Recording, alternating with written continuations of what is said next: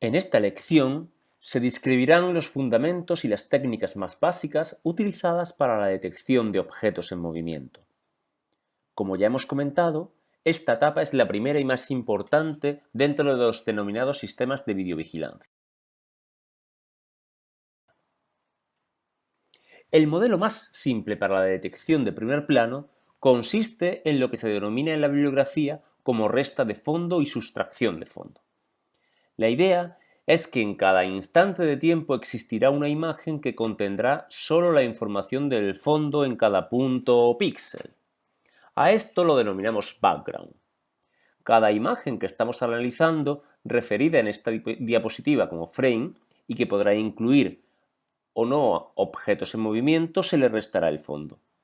Aquellos píxeles que sean de primer plano serán muy diferentes a los del fondo, con lo que tras la resta y una umbralización serán considerados primer plano u objetos en movimiento. Una pregunta que podría surgirnos en este punto es cómo determinar el modelo de fondo de la escena. Básicamente, este modelo estará basado en la historia reciente del píxel, es decir, en los valores que ha ido tomando a lo largo del tiempo. Posteriormente veremos algunas ideas para construir esta imagen o modelo de fondo. Por otro lado, el umbral correcto para determinar cuándo es fondo o primer plano también es muy importante y será objeto de una mención en posteriores diapositivas.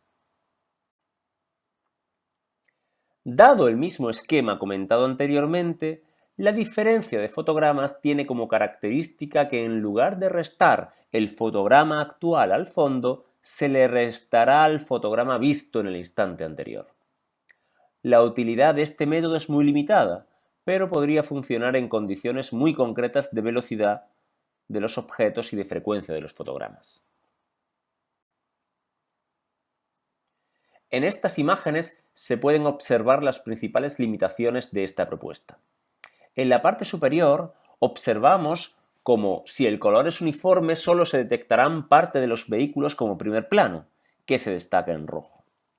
Además, los movimientos lentos de los objetos de primer plano tampoco podrán capturarse correctamente, pues partes del objeto permanecerán casi en el mismo sitio en los dos fotogramas consecutivos.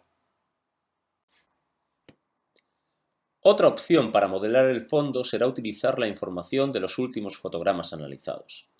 Para tener una medida robusta, se aplicará una mediana a la ventana de fotogramas seleccionados que, dado que el fondo es más frecuente, nos hará quedarnos con la tonalidad de los píxeles de fondo.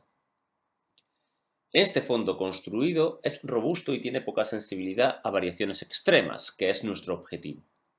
Sin embargo, su complejidad es relativamente elevada, necesita mucha memoria para almacenar la ventana de fotogramas y el resultado depende del tamaño de la misma, es decir, del número de fotogramas que incluyamos en la ventana. Si hay objetos que estén parados durante un número de fotogramas mayor que el tamaño de la ventana, se detectarán como fondo a pesar de ser primer plano. En este ejemplo, observamos cómo la detección de los objetos en movimiento es bastante fiable, a diferencia de lo observado con la técnica de diferencia de fotogramas. En la esquina superior izquierda podemos ver la imagen del modelo de fondo donde solo se observará la carretera, es decir, aquello que no se mueve. Esta imagen es la generada mediante la mediana. En la esquina superior derecha tendremos la imagen a analizar, en la que se observan tres vehículos en movimiento. En la parte inferior observamos el resultado tras la resta de las imágenes superiores y una umbralización, teniendo como resultado el movimiento en color rojo en la imagen inferior derecha.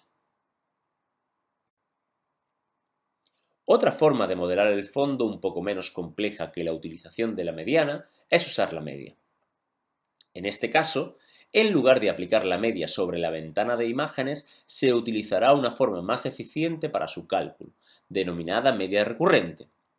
En este caso, la idea es que el fondo se va aprendiendo a lo largo del tiempo en función de una tasa de aprendizaje que hay que definir. Esta tasa de aprendizaje influirá en cómo de rápido o lento se aprenda el fondo. La ventaja es que tiene un menor coste computacional que la mediana y que no requiere consumo de memoria, pues no hay que definir ninguna ventana. La desventaja es que se depende de una tasa de aprendizaje que hay que definir. Otro problema que no hemos abordado es que tanto el modelo de la mediana como la media dependen del valor umbral elegido para decidir entre primer plano y fondo. En estos ejemplos se observa la diferencia entre elegir un valor u otro. En el ejemplo de la primera fila, donde se observa una persona en movimiento, parece que un umbral de 15 píxeles genera mucho ruido, mientras que para un umbral de 30 píxeles el resultado es bastante más claro. En el ejemplo de la segunda fila, donde se observa una carretera, ninguno de los dos umbrales son adecuados, pues con el umbral de 15 hay zonas de la carretera que se detectan como primer plano, y con el de 30 píxeles también, pero además hay partes de los coches que se detectan como fondo. La pregunta que nos haríamos en este punto es, ¿qué valor es el adecuado para cada escena? Una solución más interesante consiste en analizar la historia de cada píxel como si fuera una distribución gaussiana o normal. Esta distribución tendrá un valor de media y un valor de desviación, que se irán actualizando de forma recurrente. En este caso, el cálculo de la media para cada gaussiana será igual que en el modelado con la media. Lo que varía es que el umbral va a depender de la desviación de cada píxel. Así, solventamos la dependencia a un valor fijo para toda la escena. Es importante destacar que existirá una distribución gaussiana o normal para cada uno de los píxeles de la imagen. Un aspecto a considerar es que en cada nuevo fotograma un píxel puede ser clasificado como fondo o primer plano. Debido a que tanto la media como la desviación hay que actualizarla tras cada fotograma analizado, será necesario restringir esta actualización para cuando solo sea fondo. Es decir, si el píxel se clasifica como primer plano, se ignora la actualización del modelo de fondo, quedándonos en aquellos píxeles que sean de primer plano con los valores del modelo de fondo anterior. Un ejemplo del efecto de este proceso de selección se puede observar en las siguientes imágenes. En ellas observamos varias personas en movimiento en la primera columna. Si actualizamos la media siempre y sin considerar que sea fondo o primer plano, el resultado será el mostrado en la columna intermedia. Si tenemos en cuenta si el píxel es de fondo o primer plano para actualizar las distribuciones, veremos que el resultado se acerca bastante al movimiento real, como puede apreciarse en la tercera columna con el movimiento detectado en color azul. Puede observarse como las sombras son consideradas como primer plano, con lo que tendríamos que aplicar otro modelo para la eliminación de las sombras de forma posterior a la detección inicial del primer plano. Si complicamos un poco más la idea anterior, podemos considerar que cada píxel no se modele solo con una distribución gaussiana o normal, sino que podemos utilizar una mezcla o mixtura de distribuciones gaussianas. La ventaja de esta técnica es que permite detectar como fondo el movimiento de objetos que no son primer plano, como las ramas de los árboles o las olas del mar. Este método estará dividido en tres fases: una inicialización, una actualización y una estimación del fondo. Esta técnica ha sido considerada como la referencia dentro del campo de la detección de objetos durante más de 20 años.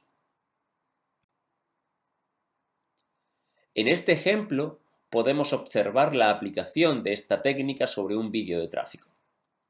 Las gráficas de la esquina superior derecha se refieren al análisis de un solo punto a modo ilustrativo.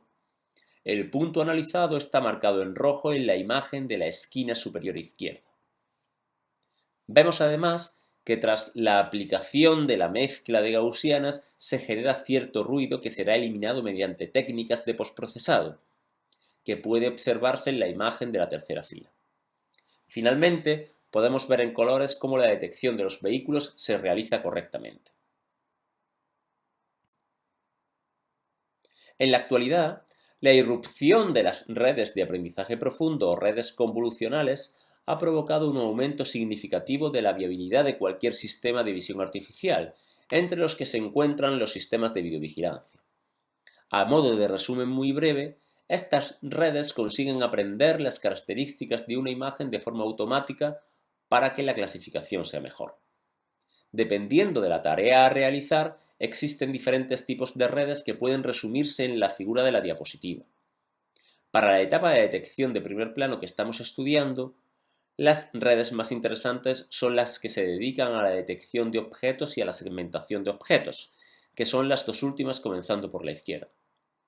La diferencia principal es que en una detectamos el recuadro que envuelve al objeto y en otra detectamos la región más o menos exacta del mismo.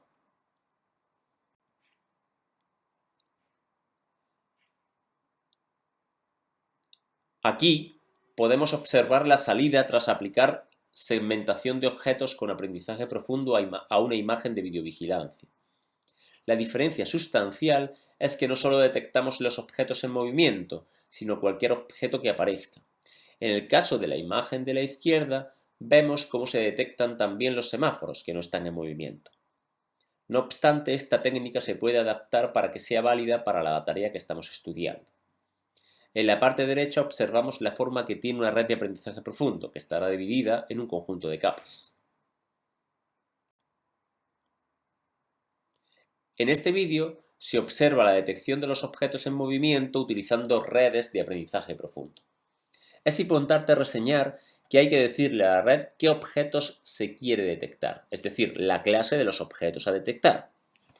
En este ejemplo, se observa que se están detectando vehículos, pero no las personas que se mueven en la parte inferior. La gran ventaja del aprendizaje profundo con respecto a las técnicas clásicas es que consiguen solventar muchas de las dificultades mencionadas, y además podemos aplicar estos modelos con cualquier tipo de cámara, no solo con cámaras fijas como hasta ahora.